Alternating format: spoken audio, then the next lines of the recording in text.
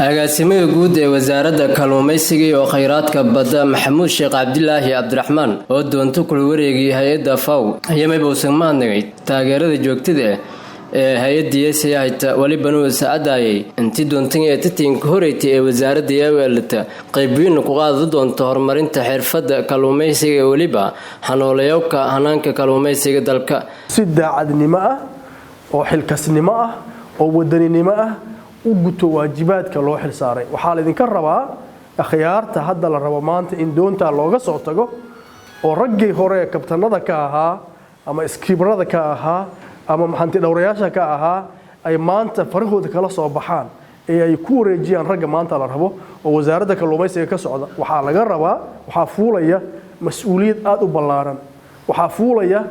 waxa uu gacanta ku hayo waxa wada leh qofka maanta dhashay ee Soomaaliya maxaa la yiraahdaa gabadha ama wiilka dhashay maanta Soomaaliya ku soo biiray iyo odayga waayeelka ee sariirta jiifa ayaa iska leh dadkaas oo dhan wax ka dhaxeeya ayuu gacanta ku hayaa marka waxaan u baahanahay in amaanadaas aan ummadda Soomaaliyeed u qaadnay aanu isla ilaalino waxa aad u mahadsan dadkii inta soo gaarsiiyay ee ilaaliyay amaanada ilaaliyay deetana gacanteena ku soo wareejiyay waxay leeyihiin mahadcelintooda iyo amaanadooda ay leeyihiin annaga ayaa laga rabaa mas'uuliyadda maanta wixii ka dambeeyay inaan la wareegno hawsha inaan la wareegno ummadda Soomaaliyeed inaan ugu shaqeyno dadka Soomaaliyeed ee maxaa la yiraahdaa ama isbitaalada ku jira ama xabsiyada ku jira in maxaa la yiraahdaa inta lagu soo shaqeeyo xaafadahooda iyo meelaha ay ku jiraan ama ardayda Soomaaliyeed bayagaba inta lagu soo shaqeeyo la yiraahdo kalluunkan waxa idin keenay wasaaradda kalluumaysiga idin keentay shaqaalaha kalluumaysiga soo kalluumaystay kadibna idinku waxay aad ba mahadsantihiin maxaa la yiraahdaa ashkurukum maxaa la yiraahdaa baan idinku mahadcelinayaa dhamaantiina waa mahadsantihiin mas'uuliyadda aan wada qaadno hadii aan la yiraahdo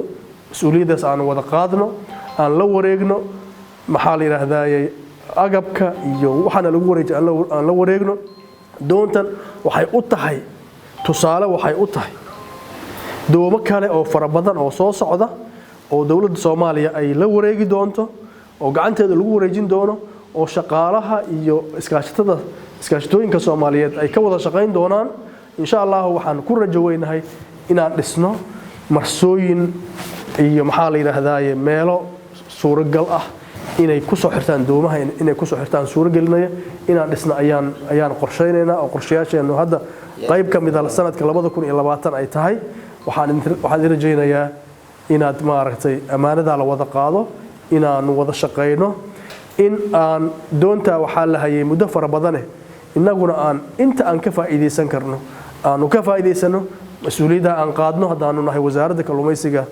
iyo kheyraadka badda agaasimaha qorsheynta ee wasaaradda kalluumaysiga Cabdilaahi Cabdi Cadow oo munaasabada wareejinta ku hadlay yamayba uu shaqaalaha lanto bari intii gacanta ka hay doontan kala dardaarmay intii oo xifdiyan si lan ku faa'iideey shacabka Soomaaliyeed waana doon micnaha waxa la yiraahdaa milestone waa wasaaradda doontii ugu horeysay oo burburka kadib wasaaraddu iyadu yeelan doonto waaye oo wasaaraddu gacanteeda ay gacanta ku hayso marka waxa la soo maray habraacyo badan oo ahaa inaan doontan la wareegno oo annagana aan ku soo guuleysanay waxaan kamid ahaa in teamkan la helo in tababarro xoog la sameeyo tababaradina waa la soo sameeyay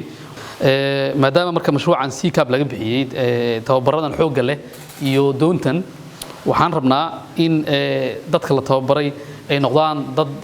dareemaha doonta tan inay tahay doon ay dadka Soomaaliyeed leeyihiin aysan lahayn dad maxaa la shan qof oo loo tababaraysan lahayn